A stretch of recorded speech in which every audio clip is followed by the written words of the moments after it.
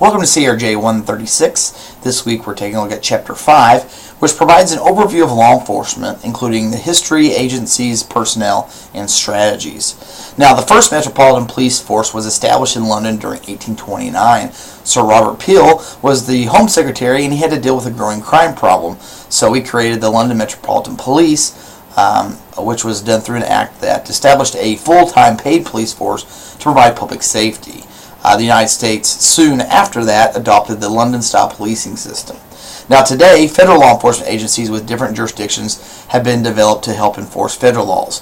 Some of the larger agencies include the U.S. Marshal's Office, the U.S. Postal Investigation Service, U.S. Secret Service, the Bureau of Alcohol, Tobacco, and Firearms and Explosives, and the Drug Enforcement Administration. Of course, the FBI is another one we're all familiar with. There are several types of federal law enforcement agencies: military, Indian tribal police, and civilian law enforcement agencies.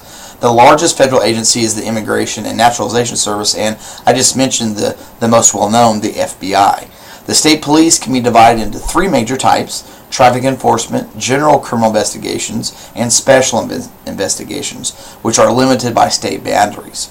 Now, the sheriff is the chief law enforcement officer of the county and has responsibilities including law enforcement, court service, and protection, and jail operations. The sheriff is the only elected chief executive officer of a law enforcement agency.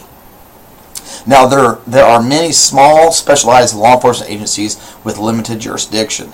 Those special police include airport police, transit police, and public housing police. The New York City Transit Police is probably the largest of those types of agencies. Now, municipal police are the most numerous, with over 12,500 local police departments. While they do have limited geographic jurisdiction, they also have the broadest legal jurisdiction. The chief of police is appointed usually by police commission or city council and have guaranteed as to a term of appointment.